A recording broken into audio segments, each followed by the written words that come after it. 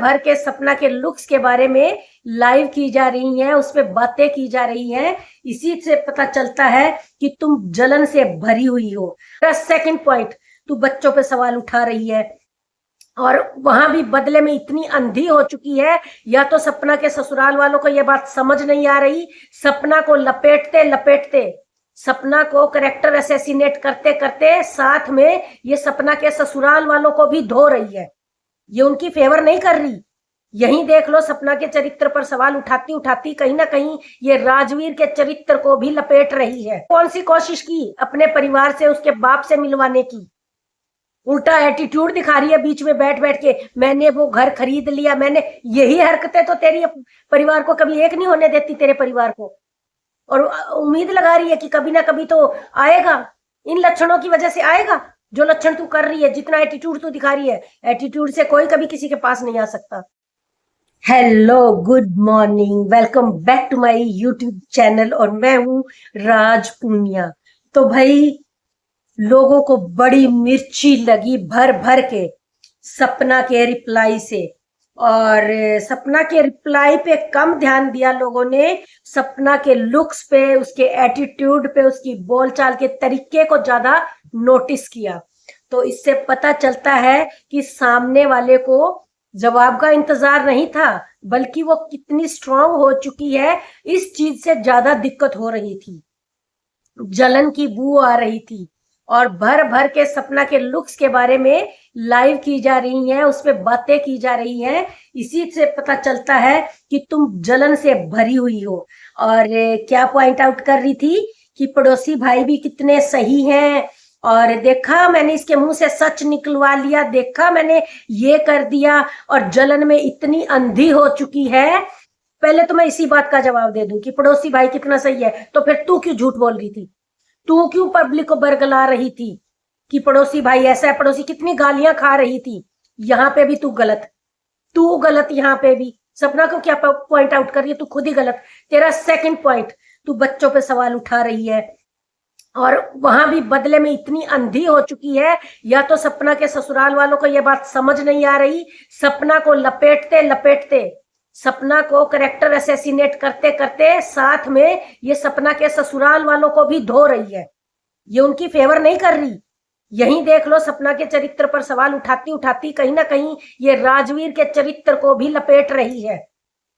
तो एक तीर से दो शिकार कर रही है ये औरत, बहुत चालाक औरत है।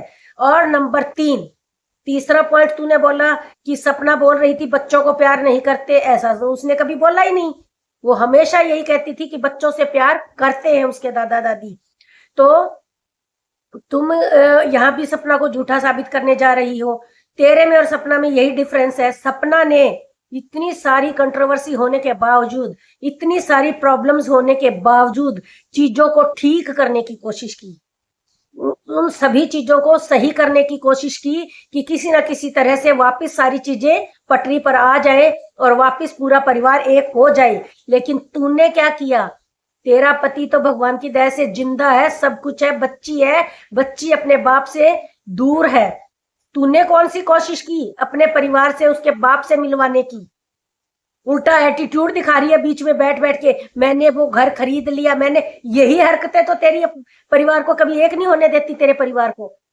और उम्मीद लगा रही है कि कभी ना कभी तो आएगा, इन लक्षणों की वजह से आएगा जो लक्षण तू कर रही है, जितना एटीट्यूड तू दिखा रही है। एटीट्यूड से कोई कभी किसी के पास नहीं आ सकता। तेरे अंदर ना तो खुद के अंदर ऐसी कोई क्वालिटी है कि तू किसी को इंप्रेस कर सके। झूठी नंबर 1 है। अपने स्वार्थ के लिए तू सपना के अंदर घुसी, और सपना को क्या पता नहीं? जब कल तक तू उसकी इतनी बुराइयां कर रही थी, काट कर रही थी, अब तू सपना के अंदर घुसी, अपने मतलब के लिए घुसी। इसीलिए वो तेरे से सचेत रही, तेरे को ज्यादा चिपकाया नहीं सपना ने।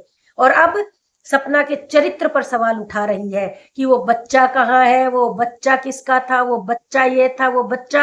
राजवीर पर भी कहीं ना कहीं सवाल उठा रही है। ये कहीं ना कहीं सपना के ससुराल वालों को भी बदनाम कर रही है साथ में। इसका मकसद ही ये है कि एक तीर दो निशाने, दोनों को एक साथ बदनाम करो। पहले अपना स्टैंड क्लियर कर ले। बाद में सपना पे आना। और सपना सही कह रही थी, आगे बढ़ने के लिए यहाँ दिमाग होना बहुत जरूरी है, जो तेरे अंदर नहीं है। और फिर क्या कह रही थी कि दूध की धुली तो मैं भी नहीं, यानी कि वो खुद पे भी सवाल उठा रही है। और सपना ने ये भी कहा कि इसको पता ही नहीं चलता ये क्या बोल रही है क्या नहीं बोल रही। जिसको खुद को ही नहीं पता वो खुद को भी चरित्र के साथ लपेट रही है कि वो भी दूध की धुली नहीं है, यानी कि खुद के चरित्र पर भी सवाल उठा रही है। तो ऐसी औरत है, इसका क्या ही इसकी बातों का वजन है भाई। इसकी बातों का कुछ इसको खुद को ही नहीं पता ये बोल क्या रही है।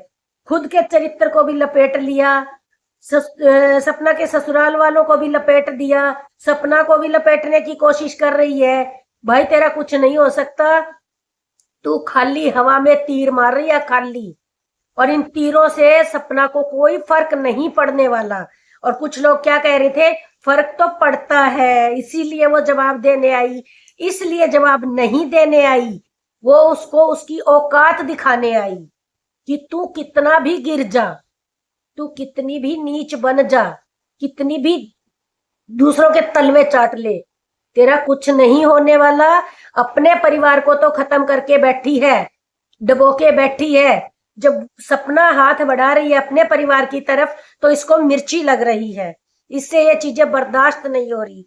और सपना जो तरक्की कर रही है, आगे बढ़ रही है, तो इससे ये चीजें भी नहीं झेली जा रही। और क्या कह रही है, इसके बिजनेस पे सवाल उठा रही है। कोई बात नहीं भाई, उसका सोशल मीडिया बहुत अच्छे से चल रहा है, वो वहीं से कर लेगी अपना, पर प्रयास तो कर रही है ना। तुम्हें सपना से बहुत जलन है, तुम अपने कैरेक्टर को भी लपेट रही हो, खुद को भी बता रही हो कि तुम भी दूध की धुली नहीं हो, तो फिर तेरे को कोई अधिकार नहीं है सपना के चरित्र पर बोलने का या सपना की लाइफस्टाइल पे बोलने का। सपना, तुम आगे बढ़ती रहो, तुम्हारा कोई कुछ नहीं बिगाड़ सकता। जलने वाले ऐसे ही जलते रहेंगे। और इनका एक ही जवाब है कि तुमको मिर्ची लगी तो मैं क्या करूं। यही जवाब बेस्ट जवाब था तुम्हारा। तो सपना, कोई परवाह करने की जरूरत नहीं, कुत्ते ऐसे ही भौंकते रहते हैं, बढ़ने वाले बढ़ते रहते हैं। तो ऐसे लोगों का यही जवाब है, पलटू रामों का, बेपेंदी के लोटों का। तो बढ़िया जवाब दिया तुमने।